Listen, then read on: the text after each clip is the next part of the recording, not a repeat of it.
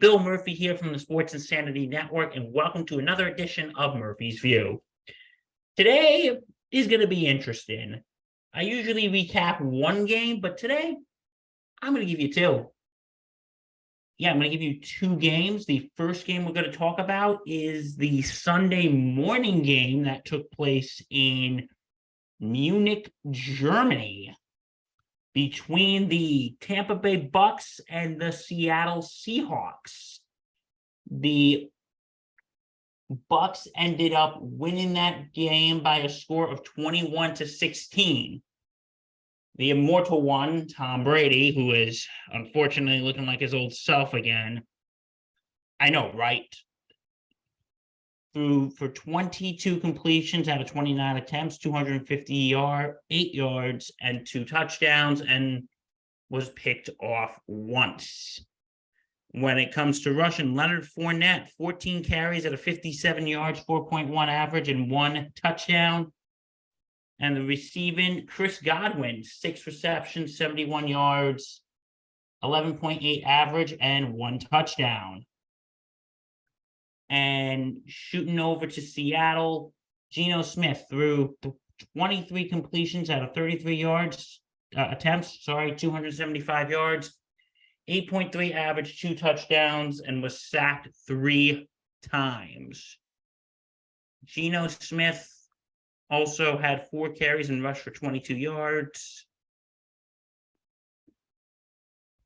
Smith's 2 touchdown passes were to Lockett, who had 3 receptions and 42 yards, and Marquise Godwin at 2 receptions, 38 yards, and 1 touchdown. So, from what we saw here, Tampa Bay just really knew how to hold on to this game. They went into the half up 14-0, and they just did not have any mercy. The defense in the first half only gave up 57 yards, and they forced 4 punts in a row. And Seattle did not convert on any third down attempts. None. And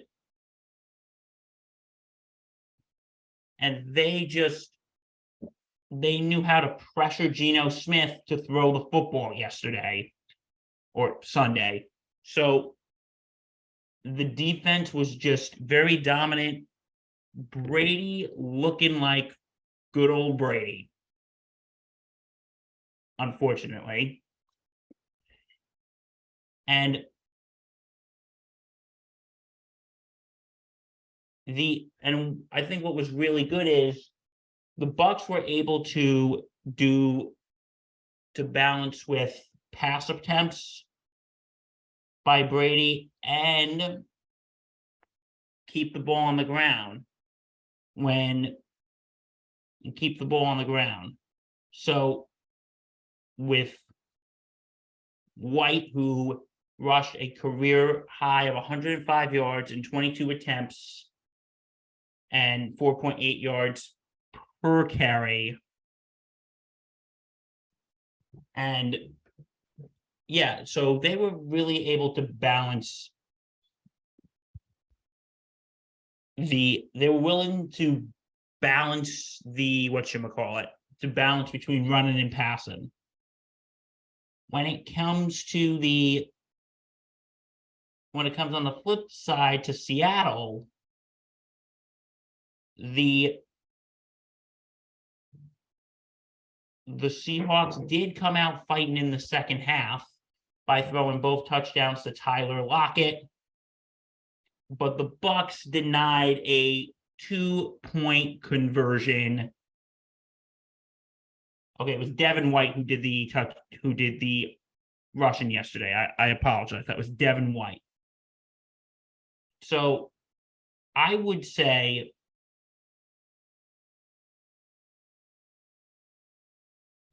But Seattle did not let go after the first half, and I say they held on. but they did lose because of a failed 2-point conversion attempt. Well, guys, it looks like the immortal one, Brady, is down. It looks like Brady is now 2-0 since the divorce, and Giselle possibly has a new man now. So we wish you the best, Giselle. Congratulations. And, before we move on to the second game, what I thought was pretty cool from playing the game in Germany, the first time an NFL game has played in Germany. So may I say to our German viewers and listeners out there, jawohl. I thought it was pretty cool at the end. The crowd was actually singing "Country Roads" by John Denver, which I really do like that song, and I thought it was pretty cool too. And which was also pretty awesome is they showed that the fans had pitchers of beer. Hey, while in Rome, or in this case, while in Munich, do as the Germans would do. They had pitchers of beer. God, and I thought we Irish loved to drink. But yeah, they had pitchers of beer, and I guarantee you that probably cost the same much as a beer in an American stadium. But there, you get a little more bang for your buck because you get more beer. And you're probably bombed by end of the first quarter, beginning of the second quarter. So that is the Tampa-Seattle game. Last night's Monday night game, in which the Washington Commanders beat the Philadelphia Eagles by a score of 32-21. So if you are a Giants fan, you may rejoice. The Eagles are no longer undefeated. Applaud. So let's look at the stats last night. The Washington Commanders, Taylor Heineke threw 17 completions out of 29 attempts, 211 yards, 7.3 average, and 1 interception, and was sacked 3 times. Brian Robinson Jr. scored 1 touchdown with 26 carries and 86 yards. Antonio Gibson, 14 carries, 44 yards, and 1 touchdown. And last night, the Commanders, their running game, their commitment to the run play was absolutely great. Like I said, Robinson and Gibson combined for 8 carries for 31 yards on a 13-play touchdown drive. And they converted 9 out of 12 third down opportunities in the first half, with scoring drives of 13, 12, and 16 plays.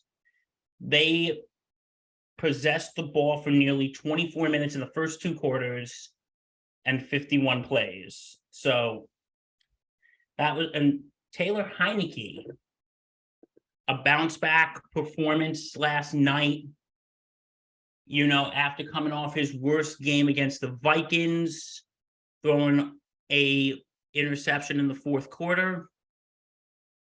Like I said, 17 of 29 for 211 yards.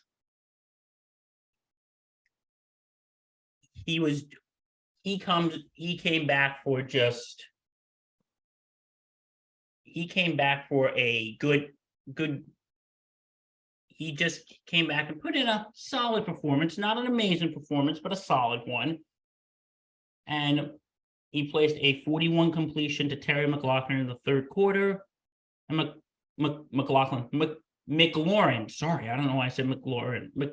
McLaurin, he finished with 8 catches for 128 yards. The best play of the night and he put in a good, solid game, and the defense just really shut down Jalen Hurts. Last night, they just absolutely shut them down.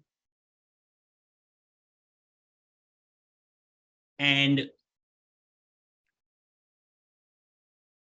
giving the Eagles 4 giveaways, including 2 on back-to-back possessions. So the the Commanders defense just really held down the Eagles last night. And now when it comes to the Eagles, Jalen Hurts threw 17 completions out of 26 attempts, 175 yards, 2 touchdowns, 1 interception, and was sacked once. Miles Sanders, 12 carries, 54 yards, 4.5 average. And Jalen Hurts, 6 carries, 28 yards, 4.7 average, and 1 touchdown. And Devontae Smith, 6 receptions, 39 yards, 6.5 average, and 1 touchdown. The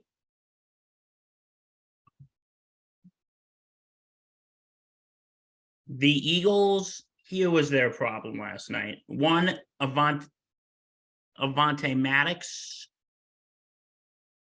was missing last night.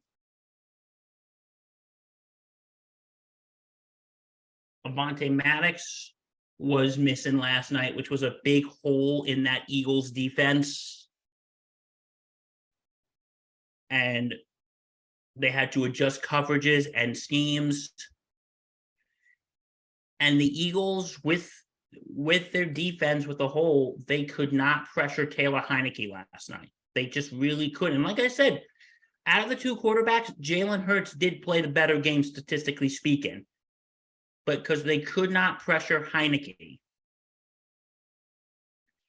And they blitzed him on 6 of 33 drops. And they could not, and their tackling was just, they just couldn't do it last night. And also AJ Brown was injured. So he logged 1 catch for 7 yards on 4 targets. So last night was not AJ Brown's best night. So the Eagles just were depleted last night. They held on, but it was just not a good game for the Eagles. And yeah, now with that, the Eagles are still in first place, but they're right behind the Giants. Well, no, the Giants are right behind the Eagles, sorry. Giants are right behind the Eagles at 7-2. I wish the Eagles were behind the Giants. That would be so much better. And the Cowboys are right behind them at 6-3. So that NFC East is now wide open, which means it is going to cause absolute chaos. So if the Giants win on Sunday, they're playing Detroit. And if Philly loses on Sunday,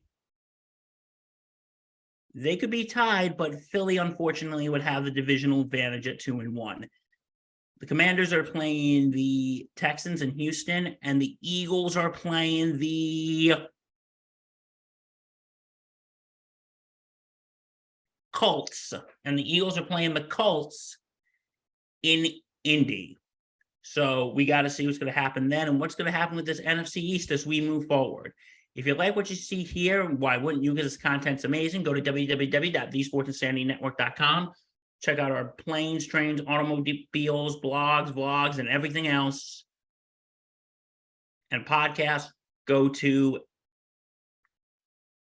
check us out on Facebook and Twitter. And like, comment, subscribe here on YouTube.